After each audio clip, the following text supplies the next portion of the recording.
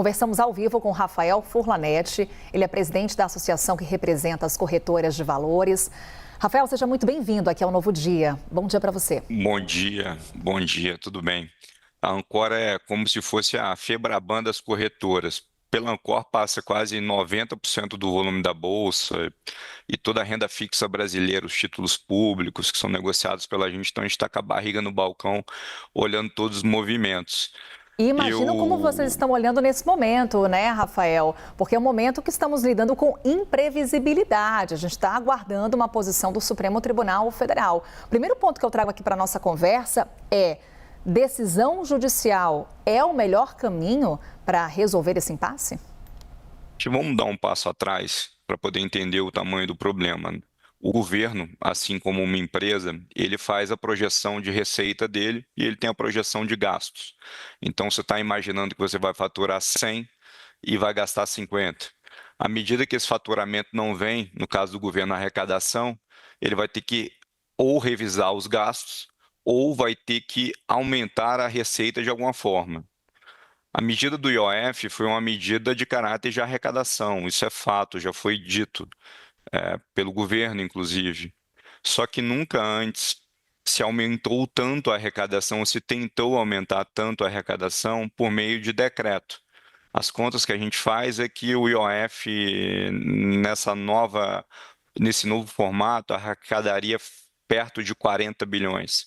Para você ter ideia, o IOF, ano, ele arrecada 40 bilhões. Então, você dobraria a arrecadação com o IOF nas contas públicas. Então, foi de uma magnitude via decreto muito grande. E é importante a gente falar, principalmente para o empresário, para o empreendedor brasileiro que nos escuta, que o IOF é um imposto de crédito. Então, o teu crédito lá na ponta, ele vai ficar mais caro, porque você tem um imposto sobre operação financeira, num juro no Brasil que é alto, e a gente sabe que o juro no Brasil é alto por conta da trajetória da dívida pública, que ela só aumenta, ela não diminui.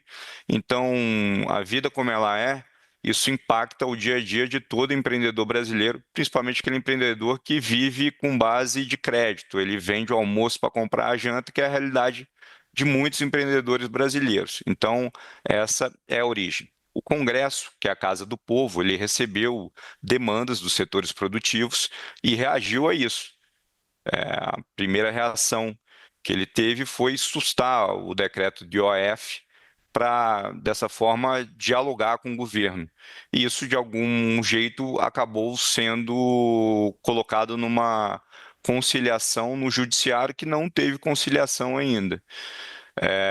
Então, você vai me perguntar, o melhor caminho é a via judiciária? Sempre não é. O melhor caminho é você ter um bate-papo amplo, um bate-papo honesto entre as partes e chegar a uma conclusão, né? Tem uma série de medidas que você pode fazer para poder tentar fechar o buraco fiscal que a gente vai ter esse ano, uma série de medidas, eu cito aqui algumas. Por exemplo, o Brasil, você tem quase 30 bilhões de reais de dedução de despesas médicas. Se a gente está falando em combater privilégios, não teria que ter um teto nessas deduções, por exemplo, procedimentos estéticos. Na minha opinião, deveria. Então, você tem algumas alavancas que você aperta que você possivelmente poderia chegar no rombo fiscal que falta para esse ano. Mas o IOF, ele tem uma peculiaridade que é dinheiro na veia.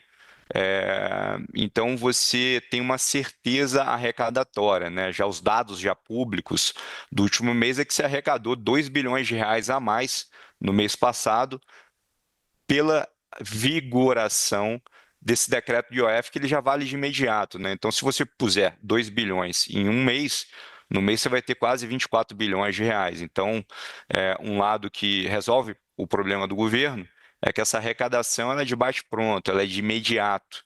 Agora, você me pergunta, o que mais a gente precisa como investidor é previsibilidade.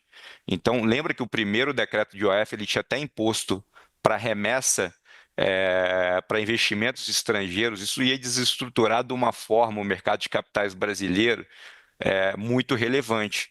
E isso rapidamente foi revisto na noite onde foi publicado o decreto, mas eu acredito que tem melhorias para ser feitas ainda. Essa discussão vai ser longa.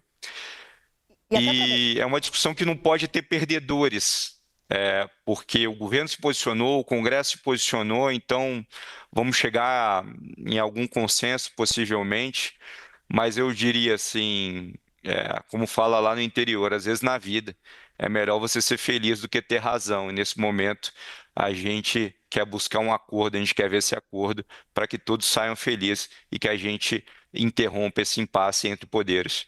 O Rafael, só aprofundar um ponto que você já traz aqui nessa sua primeira resposta, que é com relação às alternativas que o governo teria para o aumento de arrecadação. Quando você fala que esse decreto de aumento da alíquota do IOF visa esse aumento de arrecadação, o que é nesse momento contestado juridicamente, caso o governo tenha uma decisão desfavorável no Supremo Tribunal Federal, qual seria então o caminho encontrado para fechar as contas, atingir a meta em 2025, na sua avaliação? O Brasil é um país que tem muita gordura. É inegável. Nas nossas empresas, nas nossas casas, você tem gordura de orçamento. Na máquina pública, você também tem. Agora, como de alguma forma a gente tem dificuldade, isso em qualquer governo, de discutir corte de gastos ou eficiência de gastos, a gente acaba sendo sempre fazendo esse ajuste por base da receita. Só que chegou um momento que a carga tributária no Brasil ela já está entre as maiores de todos os países do G20, ela já está entre as maiores entre os países emergentes. Então, se você aumentar ainda mais, é aquele ditado, o carrapato ele fica maior que o boi. Então, nesse momento, a gente tem que conseguir, de alguma forma, tratar de distorções no Brasil. Te dei o exemplo de despesas médicas, custam 29 bilhões de reais. Existe uma discussão, por exemplo, de aposentadoria por moléstia grave ou acidente. Isso custa 25 bilhões de reais para o Brasil.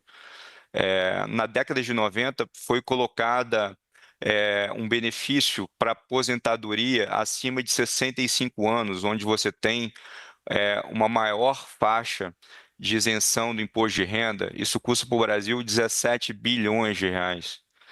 É, Então, assim, se você procurar no orçamento público, tem ineficiência, assim como tem nas empresas que a gente trabalha, assim como tem nas nossas casas. Gasto é igual unha. Todo dia você tem que cortar um pouquinho, porque ele sempre cresce.